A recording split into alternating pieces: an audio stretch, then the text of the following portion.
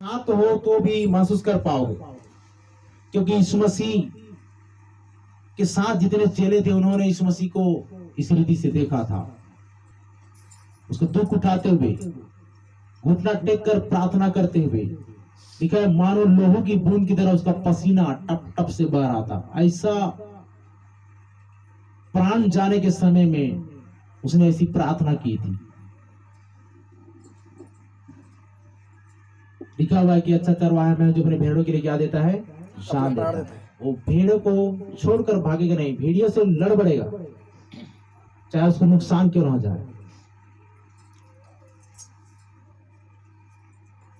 और सुनिए, वही स्वभाव आपको और मुझको भी रखना है। मैं तो एक बार नहीं कई बार अपने आप को कलीसिया के लिए जोखिम में डाल चुका हूं। उदाहरण में स्वयं हूं। कई लोगों ने सरासर इल्जाम लगाया, फिर भी मैं उन चीजों को इग्नोर करके इस परेशानी तक गुजर गया कि चलो भाई, आप शुरुआत में बोलता हूं ना कि इतनी परेशानी को आप सहन नहीं कर सकते, इतनी तकलीफों को सहन नहीं कर सकते, इसीलिए प्रभु यीशु मसीह को आना पड़ा। बोल रहा था वहां पर एलिया मूसा हम जब जाएंगे, हम लोग चले जाएंगे प्रभु, ये जिम्मेदारी हमको दी जाए। उसने कहा कि नहीं नहीं, तुमसे ये नहीं हो सकता, क्योंकि तुम्हारा लहू सारे मानव जाति के उद्धार के लिए बहाया नहीं जा सकता। आएंगे, उनका एक समय है, उनको भी उनका गर्दन काटा जाएगा। तभी हम देख रहे थे कि अच्छा चरवाहा मैं हूं जो अपनी भेड़ों के लिए क्या देता है, शान देता है, प्राण देता है। खुद को जोखिम में रखकर उन भेड़ों का रक्षा करता है। आगे पढ़िए 11 अध्याय का 25 पद। यीशु ने उससे कहा पुनरुत्थान और जीवन मैं ही हूँ। सुन रहे हैं? यीशु मसीह के पास आने वालों, यीशु मसीह के पास आने वाले ध्यान से सुनिए और विश्वास करने वाले बोलो जोर से हालेलुया, हालेलुया। पुनरुत्थान और जीवन मैं हूँ। जो कोई मुझ पर विश्वास करता है, जो कोई मुझ पर विश्वास करता है, वह यदि मर भी जाए, यदि मर भी जाए तो भी जिएगा। Hallelujah, hallelujah, hallelujah, hallelujah.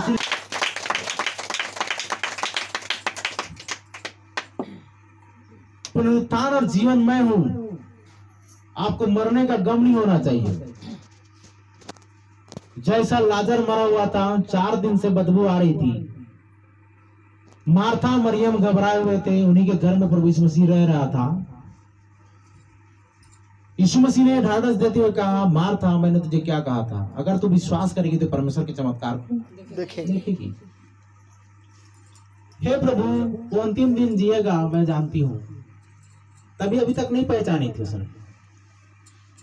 जब उसने कमांड की, कब्रिस्तान को बोला, मृत्यु को बोला, मृत्यु छोड़ के जा यीशु मसीह के नाम में। Hallelujah, hallelujah. आज भी आपको यीशु मसीह का नाम को क्या करना है, टाइटल में रखना है, दिखाना है।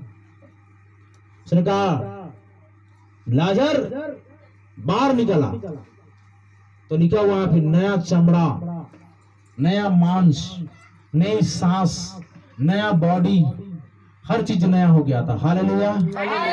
सोच सकते हैं 4 दिन का सड़ा हुआ चमड़ा गल चला था होगा, सिर्फ हड्डियां दिखाई दे रही होंगी, लेकिन यहेजकेल में पढ़ने से क्या पता चलता है 37 अध्याय 47 अध्याय में कि इन घात के ऊपर क्या कर समाजा नसें उत्पन्न होना शुरू हो गए, चमड़ा उसमें दबना शुरू हो गया। और पढ़े थे क्या गीत गा रहे थे ना, सूखे हुए पेड़ों पे फल से भरता है। सूखी हुई टहनी थी, बादाम की टहनी, कहां पर, हारून की छड़ी जिसको बोला जाता है ना, वो बादाम की टहनी थी, लेकिन उसको भवन में रख दिया जाने से क्या हो गया था, उसमें पत्तियां, फूल आने लग गए थे, बादाम के फल लगना शुरू हो गया था। ये सूखी लकड़ी थी, लेकिन परमेश्वर के पास आने से जीवन मिलता है। Hallelujah, hallelujah, hallelujah. तो क्यों नहीं समझते इस बात को? एक व्यक्ति है जेरेल दलाल करके नाम का, बिलासपुर में, 3 बार मौत हो चुकी उसकी, लेकिन तीनों बार भी वो जिंदा हो चुका। Hallelujah, hallelujah, hallelujah. हालेलुया। कम खुशी की बात है, परमेश्वर उसके साथ है, लेकिन कभी उसने अपने आप को सामने नहीं रखा, हमेशा पीछे रखता है। और वही सही है। आप सामने वाले को महत्व देते हो, प्राथमिकता देते हो बढ़ने के लिए, तो इतना परमेश्वर आपको अच्छा आयु देगा। उसने कभी भी घमंड नहीं किया इस बात में। 3 बार मर के जी उठा, 3 बार। लकवा ने 3 बार मारता, उसके बाद खत्म कर देता है, नहीं तो वो 3 बार मृत्यु को भी हरा चुका है। Hallelujah, hallelujah. आप प्रभु यीशु मसीह चाहता है कि आप भी इस मृत्यु को हराओ। लिखा है, हे मृत्यु तेरी डंक कहाँ रही, हे मृत्यु तेरा जय कहाँ रहा। यीशु मसीह ने क्या कर दिया, हरा दिया है। लेकिन आज भी लोगों को मृत्यु का भय है, मर जाने का डर है। इससे रोग से, बीमारी से, गरीबी से, श्राप से, नाना प्रकार की परेशानियों से आपको आगे बढ़ने की आवश्यकता है, आगे आने की आवश्यकता है। अगर आप नदियों में चलो तो भी मैं वहां अगुवाई करूंगा बोला है। यदि आप आग की भट्टी में जाओ तो भी मैं वहां पर रहूंगा और तुमको ठंडक एसी जैसा अनुभव दूंगा करके खुद बोला है। Hallelujah, hallelujah. लेकिन पहले जाओ तो सही वहां तक, आप सेम उस अनुभव को महसूस करोगे या नहीं। जाओ तो वहां तक, गुजर जाने देता है, वो गुजर जाने देता है। मेरी भी पांव की हालत को आप देखोगे, उसका इमेज देखोगे, फोटो देखोगे, तो सबने बोल दिया था भाई इसको काटना पड़ेगा, क्योंकि अंगूठा जो नीचे से पूरी से सड़ चुका था। और बोला गया था कि बोन, हड्डी इंफेक्शन है, अंगूठा को क्या करना पड़ेगा, काटना पड़ेगा, काटना पड़ेगा। तो मैं थोड़ा सोचा, उस दिन मैंने कमिटमेंट किया, प्रभु अगर लाजर को तो जिंदा कर सकता है तो मुझे बुर्ला हॉस्पिटल से भी बाहर करेगा। Hallelujah, hallelujah. अगर नहीं करता तो तेरी मेरी लड़ाई जाएगी, मैं दोष लगाऊंगा।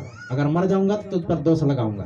क्या, क्योंकि तूने लाजर जैसे पूरा बॉडी सड़ गया था, मेरा तो एक अंग थोड़ा सा सड़ा है। अब देखे फोटो, नहीं देखे ना, गल गया था। डॉक्टर ने बोला काटना पड़ेगा। क्या करना पड़ेगा, अगर काटना पड़ता तो नए मांस उसमें उत्पन्न नहीं होते, नए मसल्स उसमें नहीं आते, इंफेक्शन हो जा रहा था तो पैर ठीक नहीं होता, लेकिन होना शुरू हो गया। Hallelujah, hallelujah, hallelujah, hallelujah. लेकिन वो अनुभव कराता है, एकदम करीब से गुजर जाने देता है। तो परमेश्वर है, इसलिए ऐसा काम करता है। लोगों की आशा को देखता है, लोगों की भरोसा को देखता है, और लोगों के विश्वास को देखता है, लोगों के अंदर में कितनी कैपेसिटी, कितनी क्षमता है, वो इस बात को देखता है।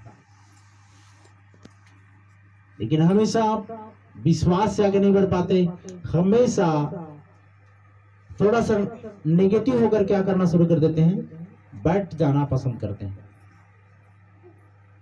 चलिए आगे देखिए, तो पुनरुत्थान और जीवन मैं हूँ, जो मेरे पीछे होगा वो मर भी जाए तो भी जिएगा। आमीन। इसीलिए आपको डरने की आवश्यकता नहीं है। उसी का अध्याय 14 और 6 पद।